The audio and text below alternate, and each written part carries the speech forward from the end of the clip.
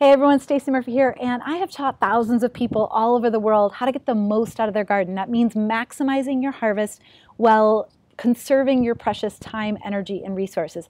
And there is one garden tool that is the secret to doing all of that. It's all about creating a plan. It's about creating a roadmap for the whole season because vegetables, they don't grow overnight, right? So you may have heard me tell this story before. When I started growing food for my community in Brooklyn out of backyards, I knew a bit about gardening from my mom. So I planted a whole bunch of seeds, I grew some awesome vegetables and herbs, and throughout the season I noticed there was still space in the garden to grow more food. So I didn't know how to perfectly time each round of seeds and transplants to take advantage of all of that space, and I knew there had to be a better way. Then a local farmer introduced me to crop planting, and it completely changed my life. Not only did I nearly double my yield the next growing season, but everything was simplified. I knew exactly what to focus on, so I didn't have to spend a lot of time in the garden. So I wanted to share with you why planning ahead, why crop planning is so important. And it's okay if you're not exactly sure what a crop plan is. Think of it like a personalized planting schedule just for your local conditions. It tells you what to plant, when, where, when you're going to harvest it, and it can be so much more for you. Because crop planting, it's not just for farmers. It might just be the best garden tool in your cabinet. So I'm going to share 3 tips to increase your harvest and how crop planting magically does that for you. So the first tip is to be ready with everything when the growing season starts. Your planting beds, any compost you need, any materials you need, any seeds, transplants, etc. You want it ready for that date on the calendar, the average date when your ground thaws, if you're somewhere with a winter. And I see beginners make this mistake over and over. They aren't ready on that date. They wait too long to get their plants in the ground, and they don't take advantage of the full season. The crop plan forces you to mark that date in your calendar so that you're ready to go. And when that date is written in your calendar, you better believe you're going to get all those things ready to go so that you can get those plants in the ground.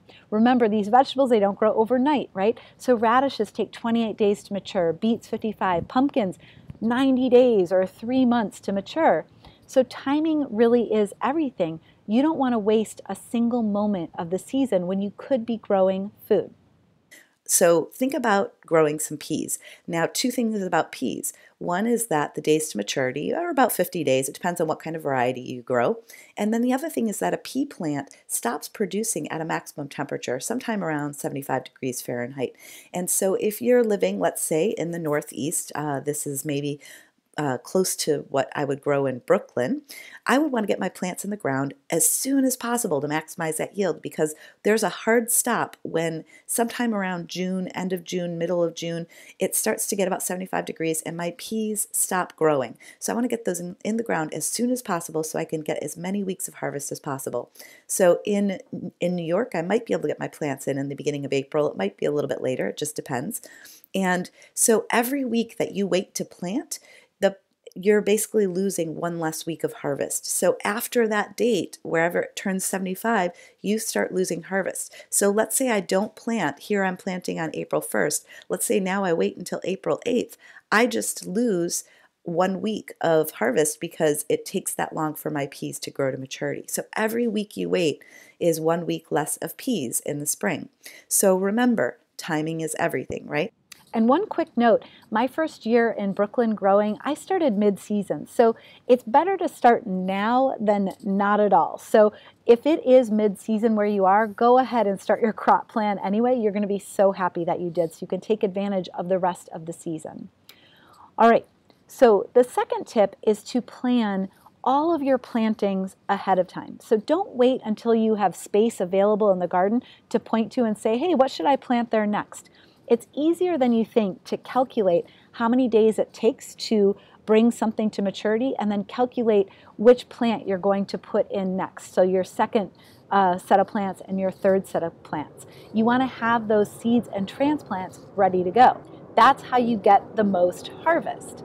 You make sure there's always something growing in every possible space in your garden. Take arugula, for example. I like a lot of arugula. I like to keep planting arugula over and over throughout the season, so I have lots of it. And my arugula, it takes 42 days or about 6 weeks to mature. So I harvest it on week 6, and then I harvest it again on week 7. I let it grow back, and I let it grow back one last time, and I harvest on week 8. And each time I harvest, I know the amount that I harvest is going to shrink a bit. So by week 8, it's in my best interest to pull out that amount of arugula and just plant the next round. And I have more seed ready to go. So if my growing season is 8 months long, that's about 32 weeks. So I could fit 4 cycles of arugula, since they're each 8 weeks long, into that same place if I time it just right. But if I didn't calculate this ahead of time, there's a chance the last round of arugula wouldn't grow in on time. We'd go into winter, and that would be 25% less harvest just for that one crop. Now, remember, it doesn't have to be the same crop being planted in the same spot again and again. You might grow some peas and then some cucumbers and then back to peas for the fall. So it could be any succession, but you want to plan the whole season. And remember, next year, you just reuse your crop plan. So this really simplifies your life when you have a planned calendar with a short checklist of what you need to do each week, and you can just streamline the process year after year instead of starting from scratch. The third tip is to save money when you buy seeds in bulk. So when you have a plan for the entire season, you can calculate how many seeds and transplants you need. And what you'll find is that the more seeds that you buy of any particular variety, the cheaper they get. And I do multiple plantings of arugula, I already mentioned, and in a 500 square foot space, I may go through 30,000 seeds each year just in arugula, not to mention all the other varieties that I'm going to grow. Keep in mind that for every variety, there are a different number of seeds per pound. But the one thing that stays the same is that the more pounds I purchase at the same time, the cheaper the price is per pound. So for about the same price, I can either buy my arugula seeds for 1 year, or I can buy all my arugula seeds for 2 years. So that's like a 50% cost savings in seeds if I'm willing to buy them in bulk and then save them for the second year. Now, this has saved me so much money on my greens and my shoots because I'm buying seeds for peas and sunflower shoots in bulk, as well as my lettuce, spinach, and arugula. And if you're a gardener who wants to take advantage of bulk prices, maybe you find some neighbors to share those savings with and order in bulk together. Now, I'm not some garden magician. I just happened to work with a really talented organic farmer back in 2009, and I learned how to crop plan, and I've been continually working on it, adding to it, and perfecting it. The result is a system that can be applied successfully year after year. And I've created templates for people around the world so you can adapt this no matter where you live. So if you're ready to maximize your yield while simplifying your weekly garden routine, then your next step is to click the button below and get registered for my crop planning class. I would love to help you enjoy your most abundant harvest yet.